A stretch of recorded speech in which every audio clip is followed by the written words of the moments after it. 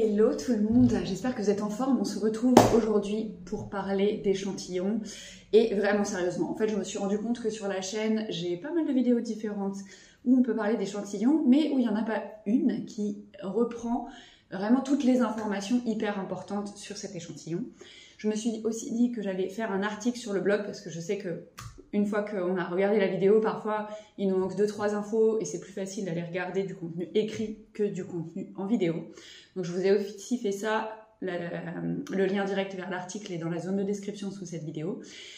Et autre information importante, je vous ai remis aussi dans la zone de description sous la vidéo un sommaire pour que vous puissiez facilement passer d'une partie à l'autre et retrouver une information qui vous serait nécessaire plus tard, une fois que vous aurez regardé la vidéo en entier. On est parti.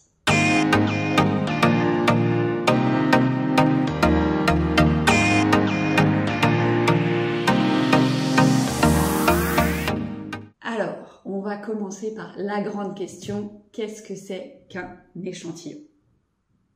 La réponse est hyper simple. Un échantillon, c'est un carré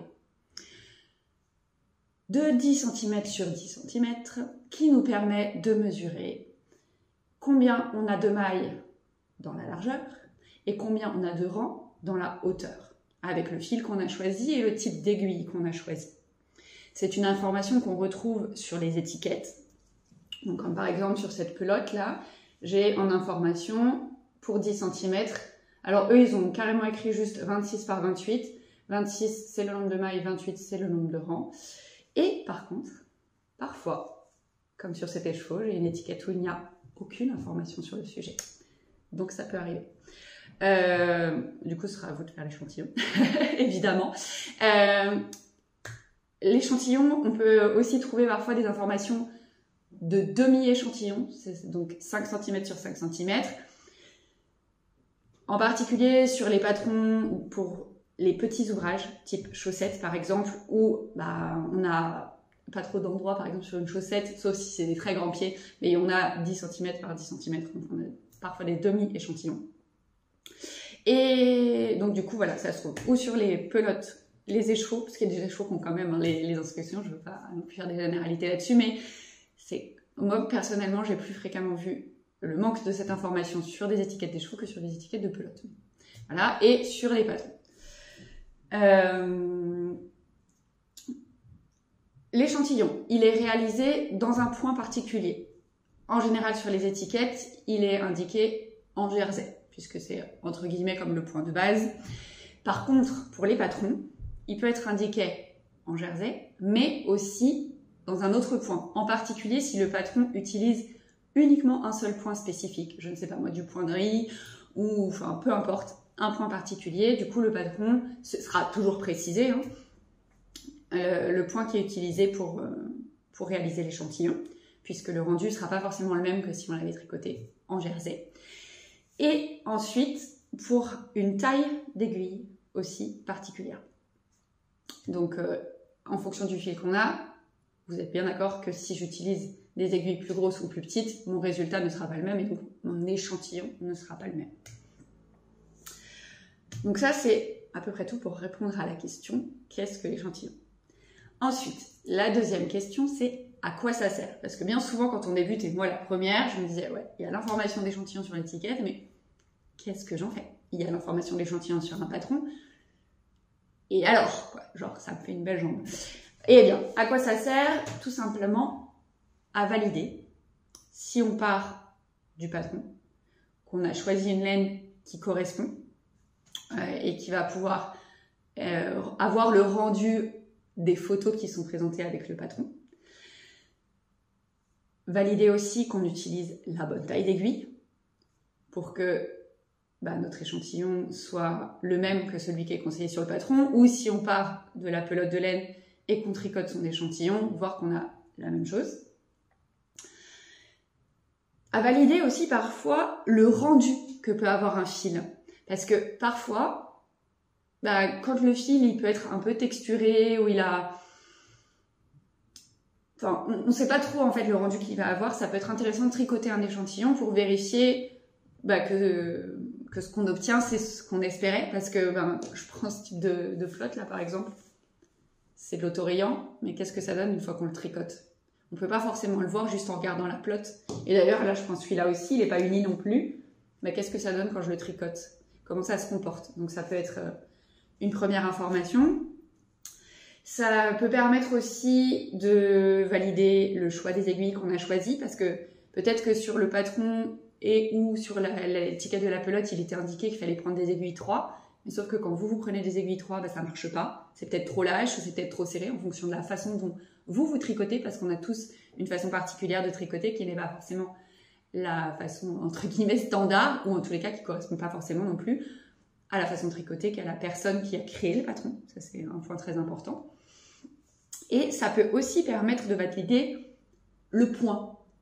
Alors là, je pense plus à des gens qui vont créer des patrons, mais après, même vous, si vous ne créez pas un patron, si vous avez une idée de faire une couverture pour un bébé, donc c'est quand même un grand rectangle ou un grand carré, on pourrait se dire que, et soyons honnêtes, on peut se le dire, il n'y a pas forcément besoin de talent particulier de création de patron pour faire ça. Si on a l'habitude de tricoter, on peut se dire, bah, je vais faire un patron, je vais tricoter une couverture sans utiliser de patron particulier, et j'ai envie d'utiliser, je ne sais pas quel point.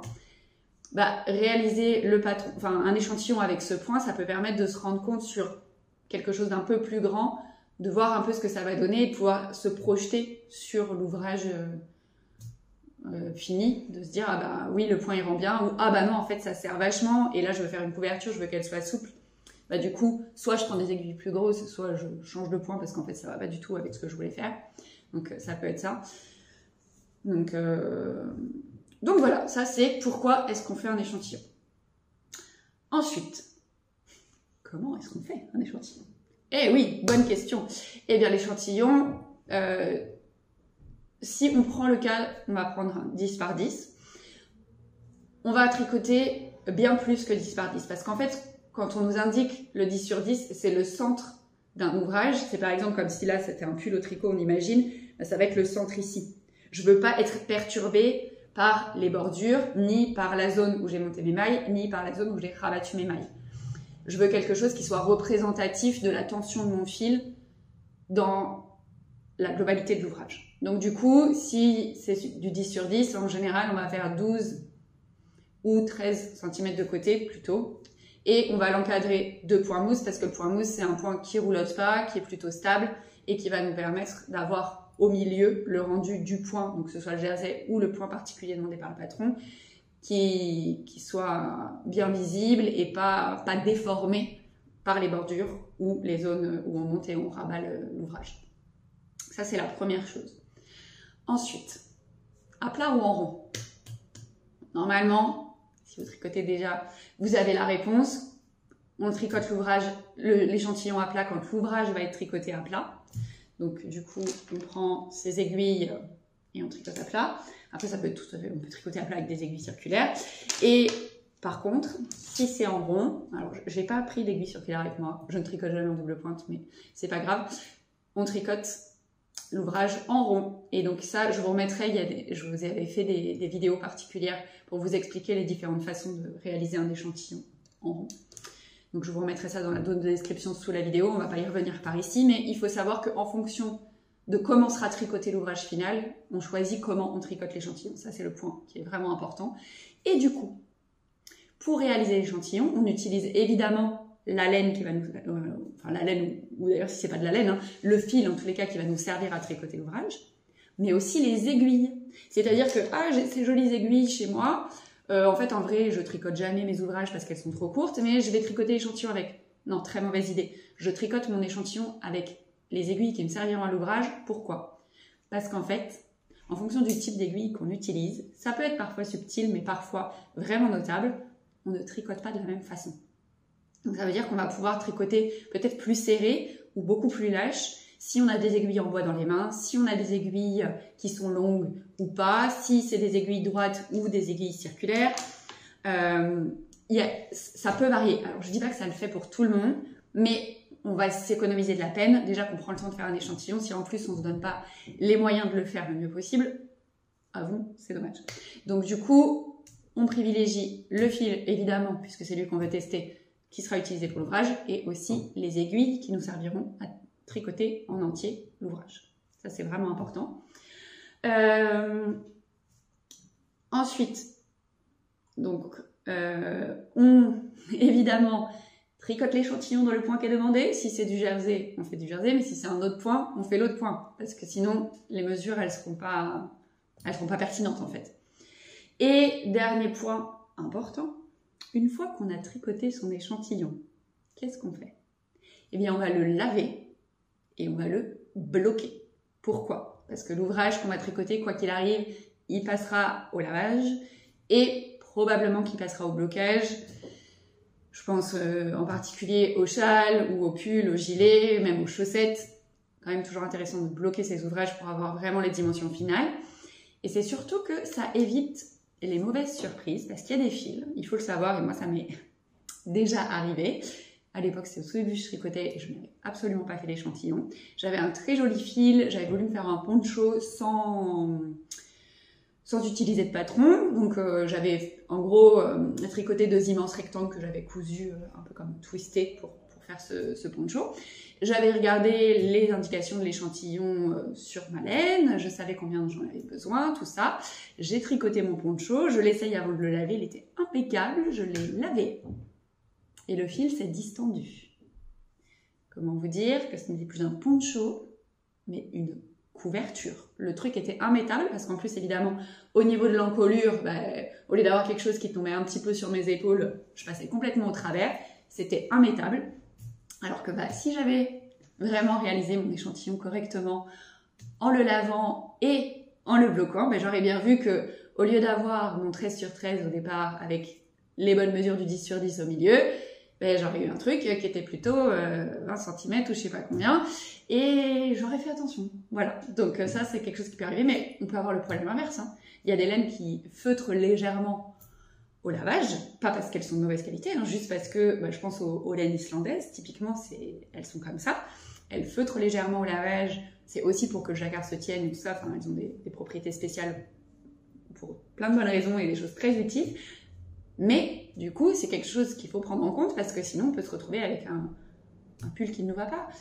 Et mon Dieu, quelle déception que d'avoir tricoté un pull islandais en jacquard qu'on ne peut pas mettre au final. Enfin, c'est terrible parce que du coup, on a passé un temps fou sur un ouvrage et on ne peut pas l'utiliser. Et parfois, détricoter et refaire, si le fil s'est abîmé, voilà, c'est pas toujours évident. Et puis, c'est surtout beaucoup de temps perdu, ce qui est quand même un peu bête. Donc voilà, ça c'est vraiment très très important et du coup les mesures sont prises une fois que l'échantillon a été lavé et bloqué et sec. Ok, ça c'est important. Et pour mesurer, alors il existe, alors moi j'en ai pas donc je peux pas vous le montrer, mais il y a des magasins, que ce soit en ligne ou des merceries qui vendent des supports alors en bois ou en plastique avec un carré évidé au milieu de 10 cm par 10 cm ou d'autres mesures pour pouvoir directement poser ce carré sur l'échantillon et faire ses mesures, compter ses rangs et compter ses mailles. Moi je prends ma règle en centimètres, je mets des épingles pour déterminer mon carré et puis après je compte. On n'a pas besoin d'investir dans un matériel supplémentaire si on n'en a pas envie. Une bonne vieille règle, ça fonctionne très très bien. Donc voilà, ça c'est comment est-ce qu'on fait son échantillon. Et ensuite, qu'est-ce qu'on fait si l'échantillon ne correspond pas? C'est-à-dire que j'ai tricoté mon échantillon et en fait je ne tombe pas du tout sur les mesures qui sont indiquées on va prendre du coup sur le cas du patron parce que c'est ça qui nous intéresse. J'avais mon patron qui m'indiquait 20 par 20, on va prendre un truc assez simple, et en fait moi j'ai 25 et 23. Qu'est-ce que je fais avec ça? Donc déjà, si j'ai plus de mailles sur mes 10 cm que ce qui était indiqué, ça veut dire que j'ai tricoté plus serré. Si j'en ai moins, ça veut dire que j'ai tricoté plus lâche. Donc après, il y a plein d'options qui s'offrent à vous. La première option, que je dirais la plus simple, c'est si vous voyez que votre tricot n'a pas le rendu attendu. C'est-à-dire que si vous avez tricoté trop serré ou trop lâche, ça veut dire que soit l'ouvrage ne se tient pas, soit au contraire il est trop raide. Ce qui est intéressant, ça peut être de commencer par changer de numéro d'aiguille et de refaire l'échantillon avec un numéro d'aiguille soit plus grand si on a trop serré, soit plus petit si on a un rendu trop lâche. Ça c'est la première option, on refait les mesures et on voit ce qui se passe. Si jamais le rendu est correct et qu'on sait tout de suite que prendre des aiguilles plus grosses ou plus petites, ça risque de compromettre en fait le rendu, dans ce cas-là, on peut voir en fonction de l'échantillon qu'on a, s'il n'est pas plus intéressant peut-être de tricoter une autre taille. Donc par exemple, je sais pas, vous aviez pris vos mesures et vous devez faire du M. Et là, vous vous rendez compte que, en fait, vous tricotez plus lâche et que du coup, si vous faites du M, en fait, en gros, ce sera l'équivalent d'avoir fait du L. Peut-être qu'il est intéressant de voir si c'est possible de faire du S. Donc vous faites une règle de 3 pour vérifier entre les mesures que vous avez prises sur vous et votre échantillon. Donc règle de 3 ou carré en croix pour les mathématiques. On n'utilise pas toutes les mêmes termes, donc voilà. Et on vérifie s'il n'est pas intéressant de du coup descendre d'une taille ou monter d'une taille pour pas avoir à refaire les calculs. Par contre, si on est entre deux, là peut-être qu'il va falloir refaire les calculs et recalculer combien de mailles il faut monter au final pour son ouvrage et combien de rangs il faut... Alors, combien de rangs il faut faire, ça dépend de comment est rédigé votre patron. Parce qu'il y a des patrons qui sont rédigés où on vous dit à X centimètres, faites ça. Dans ce cas-là, vous suivez les centimètres et c'est pas grave que vous n'ayez pas le même nombre de rangs sur la hauteur. Par contre, si on vous dit après 3 rangs, ou enfin, peut-être pas 3 rangs, mais après 10 rangs faire ça, là, il faut voir ce que vos 10 rangs en centimètres ça fait et pouvoir convertir en fait et récupérer le truc. Donc voilà, en fonction de ce qui se passe, parfois ça peut être très simple et parfois ça peut être très pénible quand on n'a pas l'échantillon qui convient. Donc voilà, et je vérifie puisque j'avais pris des notes pour être sûre de ne rien oublier à vous dire. Donc non, on est bon. Donc maintenant vous savez tout sur la problématique de l'échantillon. Je vous remets donc dans cette zone de description sous la vidéo les liens sur donc l'article déjà que j'ai mis sur le blog si c'est quelque chose qui vous intéresse. Je remettrai aussi, j'avais fait un article avec des généralités sur l'échantillon et aussi un article sur le tricot en rond parce qu'il est quand même vraiment particulier. Il y a plusieurs méthodes qui peuvent être utilisées et donc c'est intéressant de savoir ce que vous pouvez faire pour avoir entre guillemets le meilleur échantillon possible en rond. Après, quand même, avant de terminer, je voulais quand même vous signaler quelque chose qu'on m'a remonté plus d'une fois ou quand je fais tester des patrons ou juste avec des échanges sur les réseaux avec différentes personnes, c'est que parfois, les conditions dans lesquelles on tricote notre échantillon ne sont pas les mêmes que celles dans lesquelles on va tricoter notre ouvrage. Quand je parle des conditions, c'est pas juste d'être dans son canapé ou d'être dans le train, mais c'est juste que quand on est très concentré, parfois, encore une fois, je ne fais pas de généralité, mais je veux que vous sachiez que ça peut arriver. Quand on fait son échantillon, on peut parfois être très concentré et avoir peut-être tendance à serrer un peu plus les mailles. Et du coup, on va prendre ses mesures, on va tout bien faire, on va choisir la bonne taille, on va changer le numéro d'aiguille, on va faire tout ce qu'il faut pour être dans les meilleures conditions pour attaquer son ouvrage. Et quand on aura tricoté son ouvrage, ça n'ira pas. Pourquoi ? Parce que un ouvrage, ça se tricote déjà sur un nombre de mailles qui est beaucoup plus grand et sur une durée temporelle qui est beaucoup plus longue. Et donc, du coup, il peut arriver que l'échantillon ne soit pas forcément l'exact reflet de son ouvrage. Vous allez me dire, Gaëlle, c'est super, mais je fais quoi dans ce cas-là ? Je n'ai pas la réponse. Je n'ai pas la réponse, sauf que quand vous tricotez un ouvrage et que vous avez déjà fait j'allais dire une quantité, mais une hauteur suffisante pour pouvoir remesurer sur votre ouvrage. Alors, je sais, ce sera pas lavé et ce sera pas bloqué, mais si votre fil ne présente pas de grandes différences, ce que vous pouvez faire aussi, c'est avant de le bloquer, prendre les mesures. Enfin, avant de le laver et bloquer, prendre les mesures. Et une fois lavé et bloqué, reprendre les mesures pour voir s'il y a une grosse différence. S'il n'y a pas de grosse différence, ce que je vous invite à faire, c'est que quand vous avez commencé à tricoter votre ouvrage, revérifiez cette notion d'échantillon. Reprenez un endroit dans votre ouvrage où vous pouvez à nouveau faire les mêmes mesures de 10 par 10 et revérifiez où est-ce que vous en êtes. Parce que, malheureusement, ça peut arriver. Et du coup, si vous vous rendez compte que ça ne va pas, vous n'avez pas encore fini l'ouvrage et c'est encore temps potentiellement d'être tricoté et de refaire. Voilà, donc je pense que je vous ai tout dit sur cet échantillon. Si vous avez des questions, si vous avez des remarques, des partages d'expériences à faire, surtout n'hésitez pas à les faire dans les commentaires. Et s'il y a beaucoup de questions auxquelles j'ai pas répondu, qui reviennent et tout ça, on pourra se refaire une vidéo genre un peu FAQ échantillon. Donc surtout, faut vraiment pas hésiter. Et puis si la vidéo vous a plu, comme d'habitude, mettez un petit pouce en l'air. Si vous n'étiez pas encore abonné à la chaîne, je vous invite à le faire, ça vous permettra de ne pas manquer les prochaines vidéos. Et je vous dis à très vite pour la suite.